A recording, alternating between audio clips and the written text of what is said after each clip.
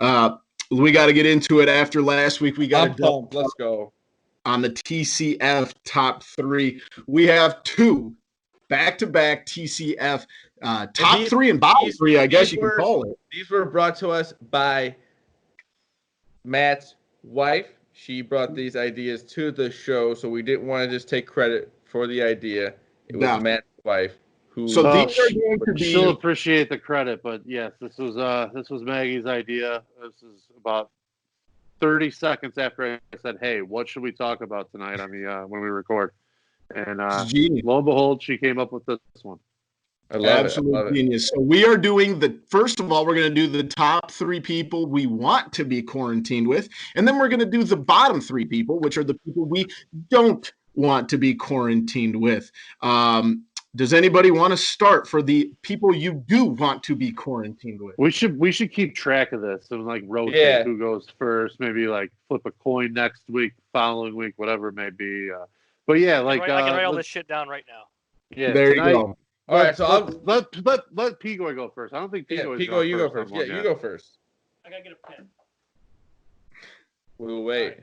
All right, with the first pick in the fascinating radio in the TCF Pro Quarantine Draft, I draft Guy Fieri.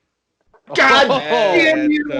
Good wow, that was my pick. I think about that, but that is a great pick. He can cook. Oh my God! Hey, goddamn, can he entertain the hell out of you too? He is just an electric. He's an electric factory. He's gonna take you to Flavortown every 30 seconds. Take me there, big dog. Take me there. All right, who's going second? I'll go next. Kyle Long. I don't know if you've seen his house. He's got the coolest setup. That this like. I've always wanted like that driving simulator, and it's like the NASCAR driving simulator, and he has like all the cool video games set up. That place is where I got just like his house, like and he's a cool guy, but like just the setup he has there of all the video games. So I'm going with Kyle Long. That's a great choice. Who's going third? Me or Matt? You got it, Boomy. You got it. All right. My first pick in the first round of the quarantine draft. You know, I've really been deep into movies. I like talking about movies. I'm going to go Ebert and Roper, the movie review guys. Ooh. I like to have someone to bounce the movies off of, debate with. They seem to know what's going on. A little 2 for 1 there too. Yeah, you get, and well, I didn't even look up. One of them might be dead. I don't know, but I think they both might be dead now. But who knows? Well, then I'm going to watch the grave, and we're going to watch some movies together. Yeah. Hey, you never watch a bad movie. You take Ebert and Roper, you can have the 2 for 1 there, in my opinion.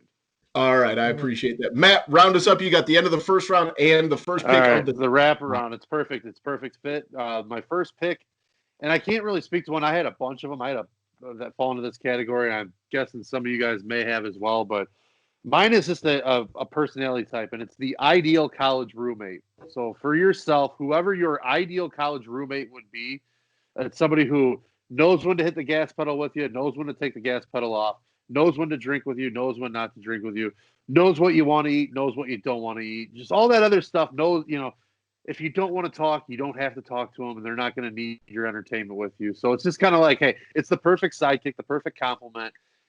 When you need somebody to party with, they're right there ready to go with you. But when you need just kind of leave me alone, they know when to, kind of clear out to. So it's a perfect fit.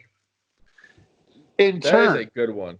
In turn, on the wraparound, I need somebody to narrate the events with me and my college roommate. Oh, wow. And somebody that I've turned the corner on over the last few years, and it started with interviews on Pardon My Take, is Joe Buck.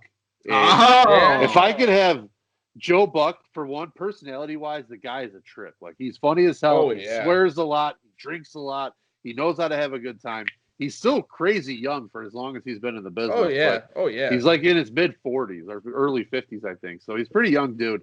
But just to, narrate the stories, get kind of talk about and oversee. But then also in turn, when you're getting drunk with your buddy, the guy's got stories for days. He's done World Series, Super Bowls, just every big game now. He's done everything. So it's, he's going to have stories for days too. So I think from the narration aspect, the storytelling aspect, Joe Buck's a perfect fit. Love it. I like that. I've come full circle on Joe Buck. I like Joe 100% agree with you. I flipped the script on him. He's awesome. And he's really good at his job, too. When you take the biasness out of it, like, oh, he's the Cardinal announcer, I don't like this guy. When you can actually separate that and just listen to it, like, he's very, very good at what he does. Definitely. Well, my second round pick, and this may be controversial. I'm not a huge fan of this guy's image and some of the things that he does, but just because of all the cool toys he has and the amazing house he has, Dan Bilzerian has really cool. It does look cool. It does look cool, but he has a truck with a 50 caliber machine gun on top of it, and I like shooting guns. I'm gonna go Dan Bilzerian. Oh yeah, he's a huge bag, but he's got some really cool stuff. Oh yeah. I feel like I don't know if I can tolerate that for fucking 2 months though. I feel like you guys would not get along. You don't hear him. Yeah, I don't feel like you guys would not. Yeah. You would say something. You would get mad about something, and it would just not go well. But that's okay. You could get in fights with your quarantine mates. That's not off limits. No, but it is. If that guy every day with those two, though. It would be also like if that guy just kicks him out of the house too. Couldn't you just see Boomy fan in the flames too? Just get him fired up whenever he has a chance. Yeah. Like you won't do it. You won't do it. Yeah. You seen this on Twitter and just like some stupid Dude, this guy's you. Yeah. Mine, Adam Sandler. He's so lame. He always wants to play pickup basketball. His house has to be just absolutely amazing. It's set up for everything fun. And have you never heard you never heard like, oh, Adam Sandler didn't have fun this time he was around me. Like, it just seems like he's always having fun. Yeah, that's a very good choice. I like that a lot.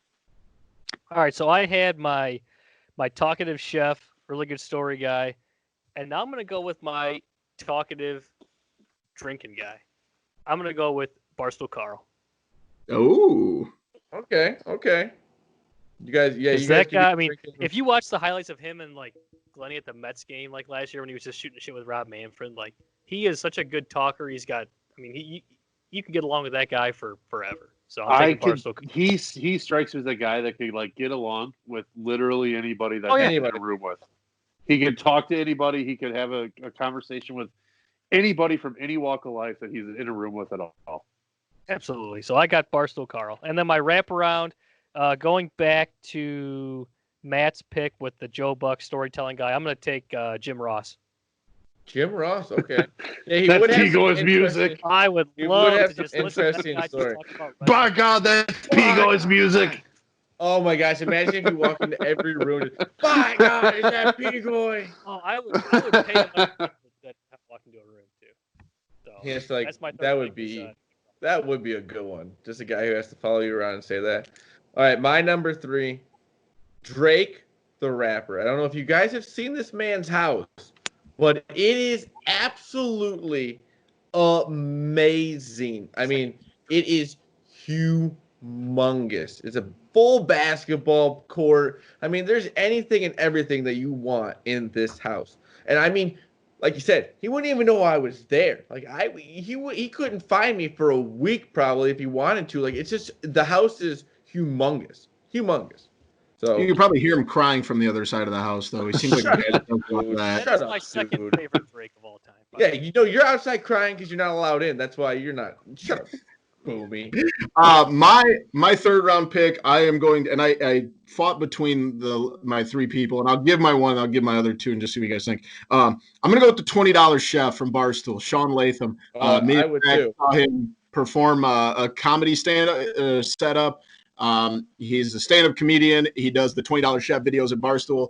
He's a super funny guy. I think it'd be great to have, someone just kind of, joke around and, be funny all the time. And then also like knows how to cook good, cheap meals. So I'm going to go with $20 chef. My other ones I was battling here was Action Bronson, actually, if you guys know who he is, a rapper, but he also has a cooking show. And he's pretty funny. So that was an option. If you can cook, you can make the list, because I mean, like, I need somebody who can just make amazing food all the time. Now, I also had Post Malone on my list. Does anybody love or hate that? I would love it. I could smoke cigs and drink Bud Light all day. I feel like if you're like out in the corner late at night and he's just kind of standing there, you kind of freak you out because he's scary looking. Yeah, that's true. You got to put a bell around him. But just a tad. He seems like a genuine guy, though. Like, he seems genuinely fun. He's not looking dude. I would love to drink Bud Lights all day. Matt, he just, I mean, when was the last time you saw the guy without a cigarette? Never. All right, I gave you guys a personality type, and I'm going to give you a person, but it's also another general figure. Because I had two of them that were awesome, and I can't pick between one, and that was my grandma. So I'm just going to say grandma in general. You got the cook. If you could, I had a grandma that could, she could bake, she could cook, like world-class food. But she was a sweetheart. She would clean up after you. Basically, I'm realizing that my ideal world to be quarantined in is Grandma's Boy, the movie. Oh yeah. So I've got my best friend from college with me. I've got Joe Buck telling me the story, and I'm living at Grandma's house, just taking care of all the other crap. It is interesting how like the four of us just go in totally different directions. Like, I think that would be phenomenal. Like, that's baking cookies. Awesome. I didn't even think about that. I go back and think about all those Thanksgiving dinners my grandma just whipped together like it was almost nothing, And obviously there was a lot of work in her eyes and took a toll. But she put it together like it was absolutely no effort at all. It was so seamless. And the only problem, you give me that once every few months, man, that's all I need. The only problem, Matt, you may be 350 by the time you tell me quarantine. It's all right. I got Joe Buck to just chase me around and when I'm running. And there you go. Keep Get your fired cardio up. in. Yeah, he'll start calling me a fat ass and stuff. Focused.